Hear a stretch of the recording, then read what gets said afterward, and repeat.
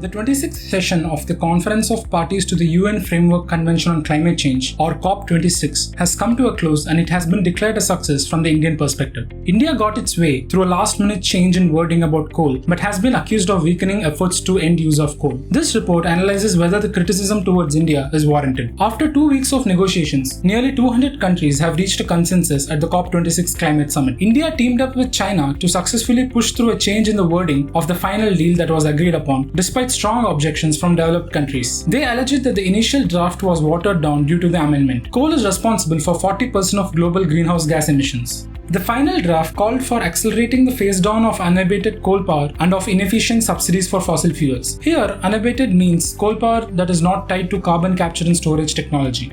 India still relies on coal for 70% of its electricity needs, and nuclear power accounts for less than 2% of the energy capacity. Environment Minister Bhupender Yadav, who led India's negotiations at Glasgow, said the country still has to deal with its development agendas and poverty eradication. Moreover, about 4 million people in India depend on the coal industry for their livelihoods. India maintained that the current climate crisis has been precipitated by unsustainable lifestyles and wasteful consumption patterns, mainly in the developed countries. At the summit, India has pledged to derive 50% of its energy from renewable sources by 2030. The agreement reached at the summit does not mention the other two fossil fuels, oil and natural gas, which are used extensively by the US and European countries.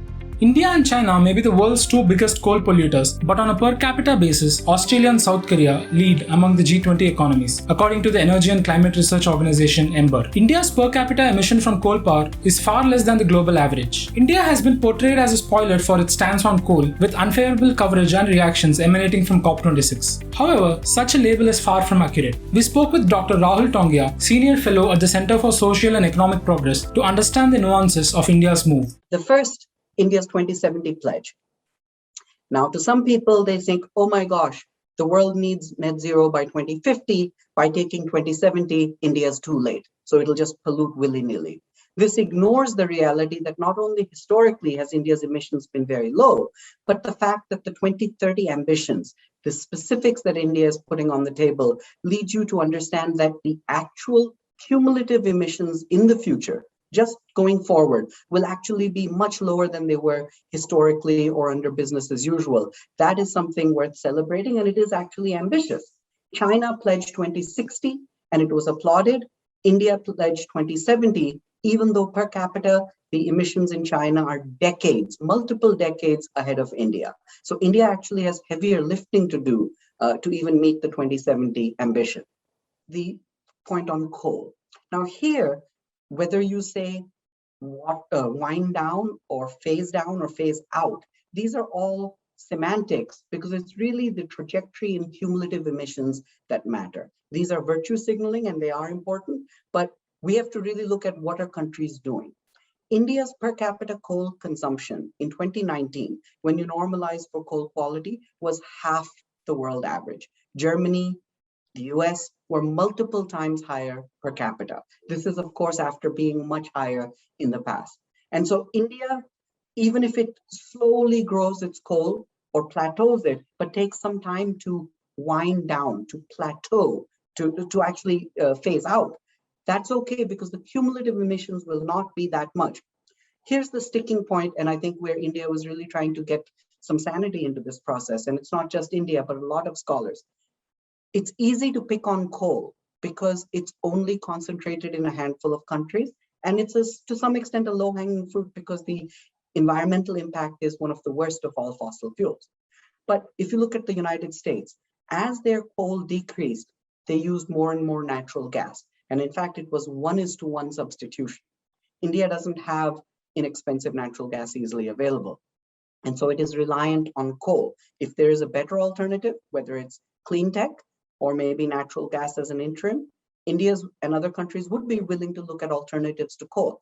But India's per capita is not just half, and China is roughly 4 times India's per capita coal consumption. So I find it somewhat amusing that India and China, people bucket them together as large coal consumers. They're not quite the same.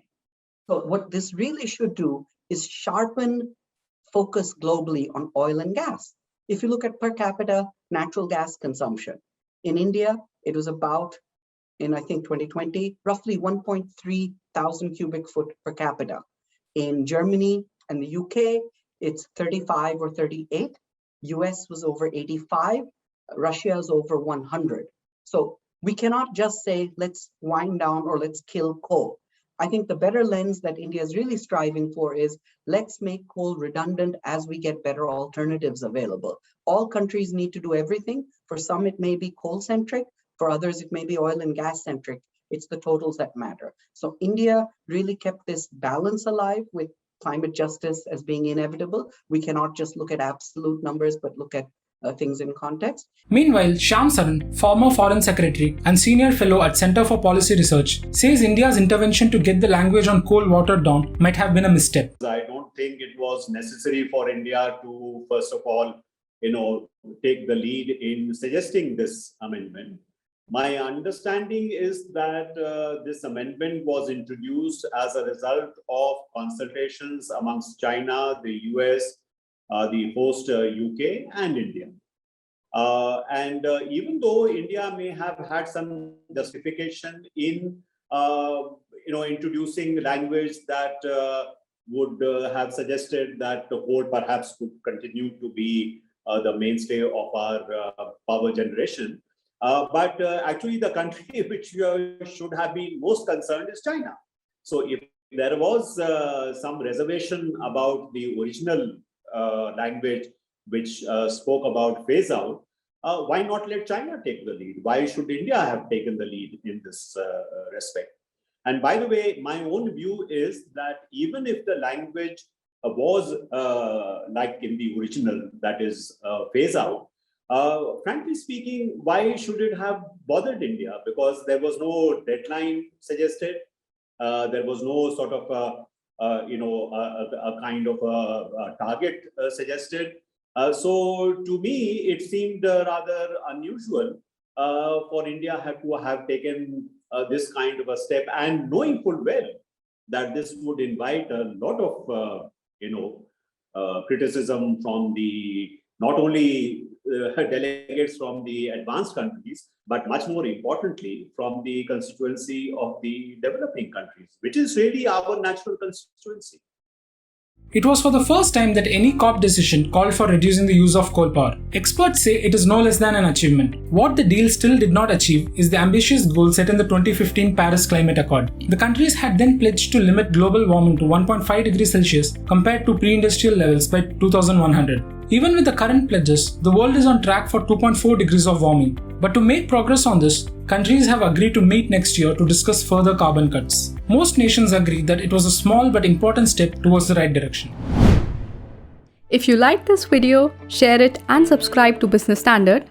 For more news, views and insights, log on to www.business-standard.com. Do also follow us on YouTube, Twitter, Facebook, Instagram, Telegram and LinkedIn.